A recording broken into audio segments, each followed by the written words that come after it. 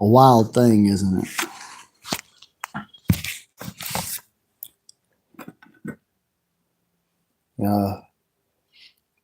So many things that seem to be opposites are really just the same thing on a spectrum.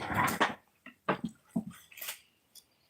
it's really amazing how human nature is complex and we're able to be contradictory things. It's like we have many different archetypes inside of our own selves. You know, the father, the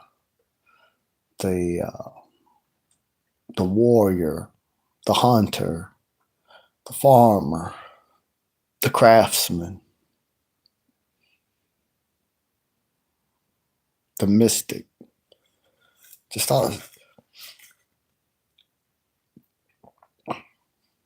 the criminal. There's so many things that a man can be. And it's sometimes I'm sort of, I don't know what the word is for it, but I just sort of like step outside of myself and look at myself, and I'm kind of like,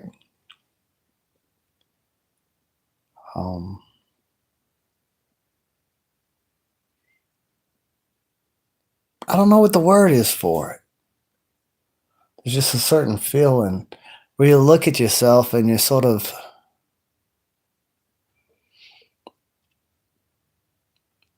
like accepted your opposites, and you're sort of kind of amazed by it, like I can hold my little brother or my little sister when they were babies and be so gentle with them. And then to some animal or something that would hurt them, I could be so lethal. And I've had chickens that I've sort of become friends with, that I've given names, that I've been attached to, that I've been upset and grieved when they died, like a Promotion or Survivor or Thug or Tyson, And then I've had chickens that I've hated, that were just terrible, attacking me, that I've, killed. No remorse. And then there's been chickens that I've sacrificed so I could live. I've killed them so I could eat. And I respected their life. I didn't really like killing them. There's a sort of a little bit of anxiety right before, that death blow, to where it's it's not a pleasant feeling. Some people enjoy it. Some people laugh when they kill. I think it's always been strange to me, the people that enjoy it or people that overly enjoy violence. I don't enjoy it, but it's just weird, the duality of man, that I've had chickens that I've been friends with for 12 years that I've named that I would never kill, and other chickens that I kill and eat. And then you're a farmer. It's very weird because your animals trust you and you're taking care of them, but you're also harvesting them. It's just sort of amazing what humans can be and are. And then you take that up to another level in politics, and you see that just as you're the farmer over the animals, there are men that look at other men as the tax farm. And there's, just as you're like the hunter and go out to hunt animals for food to eat, those men who are like Genghis Khan, or those people who hunt and harvest whole cities of people, or the jaguar warriors and Carthage burning babies to Moloch. And it's just, the duality of man is amazing. And it's like we're angels and demons at the same time. Can be either one, can be combinations of the two. It's really, and then we're the craftsmen. Like a bird may craft a nest, or a beaver a dam, but nothing like what humans do. Of all the conscious life, all the life on Earth, that highest peak of consciousness and ability to craft and shape the Earth, it's definitely humans. We're the most powerful species that's on the planet. And I was thinking about that today, and I was looking at a tree, and I was thinking about how, people who run organized crime or people who are in charge of grocery stores or the sheriff or if you look at powerful people, you'll notice that they don't move as much. People people move around them. People rush to move, and they're sort of, powerful people don't have to move fastly. And I was kind of thinking about the power of a tree, that it just, we say, well, these plants, they can't move like animals can. And so we look at them kind of like they're a lower being or form.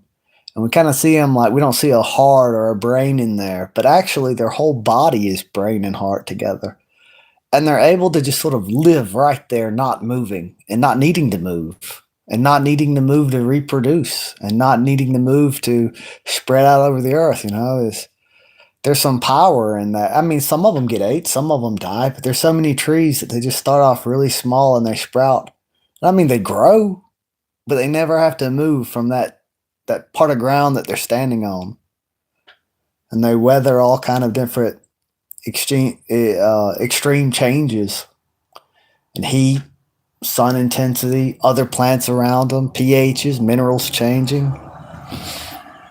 Smoke a blunt. Well, I've I really want to, really, but also I really have to give my lungs a rest. I've put them through a lot over the years.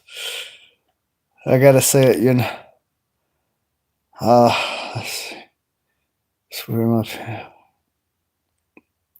plants do a lot more than we notice them doing. Like, if plants give out signals to other plants, sometimes they even lie to other plants. I used to think people that talk like this were just like crazy. At first I just dismissed all the information I was hearing about plant intelligence and communication. But over the years, they've proven a lot of stuff with this, that plants can tell other plants, hey, I'm being ate. This zebra or whatever is eating leaves off of me. And they'll send the signal out, and they'll actually change and make all these different chemicals and compounds to taste more bitter, to change the taste of their leaves. And they understand that they're, and my lavender plants, when I start watering all my fruit trees and I start watering my blueberries, and they start to trigger a smell, like almost like they want to attract me to water them. It sounds, but plants, they make these little clicking sounds, and they can be sensitive to those vibrations, and they send out different signals. Like a black walnut will try to poison and kill nightshades around it, that and other certain plants that compete with it for certain nutrients. I forget what it's called, solacine or something like that. They'll and then they also, when they hear the birds sing, that's sort of their trigger to know. That's when they open up the little pores up under their leaves. Um, they're aware to a degree more than what we thought they were, because they're I'm running at the end of my knowledge about that subject, so I'm gonna quit talking about it. But I've heard some interesting things, and read some interesting studies in the last few years about things about plants that I would have never imagined. I just sort of thought that they were just sort of like, I don't know, almost like, I mean, I knew they were alive, but I still kind of, I guess, thought of them as objects more than life forms. We don't have the mindfulness of a dog or a parrot or something is more obvious than plants and fungi.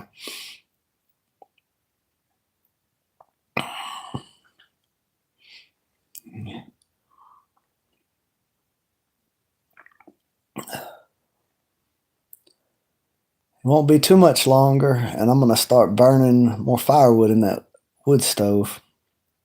I've been gathering up firewood. Normally, I gather it sooner than this time of year, but I had important stuff I had to do. I had to shape the land to to move water. Man, it feels so good to be at this. I had this vision for what I wanted to do with the land, and it was in my mind before I had built it, and it's really starting to come together now. And I'm building on. I love having not having to be moved around the whole world all the time anymore. Being able to have a piece of land where I can continue to build upon the work that I'd already done. My granddaddy had a piece of land that he wanted me to have, but it didn't wind up going that way. It got sold outside of the family, but after he died, they didn't give a fuck what he said. Excuse my language. But they didn't honor their granddad, or their daddy, or their husband, or their. But anyway, I did live where he lived, and I did build upon what he had built. And there was a connection there because my family had been on that piece of land for almost, it could have been 5 generations, but it didn't turn out that way. But the piece of land I have now has a little bit of everything from all the different places I've been in my life, plant wise. And it's kind of missing the stone of North Georgia. I don't really have that. But I do have most of all the same plants and stuff. And it's really awesome. And it's actually better than what I would have gotten, really. The land is better. Um, it's more abundant in water. There's plenty of timber and open land, and land can always be opened up, cleared out. Anyway, I was going to go live for a little bit because I'm at 299 subscribers, and I'm trying to get that 300th subscriber. But I'm about to go to bed, and I'm not going to just start a fire and warm up this room. It's cold in here. I'm about to go in there where it's warm and go to sleep. But I hope y'all have a good night. And I don't know. Oh no, I was just going to say that.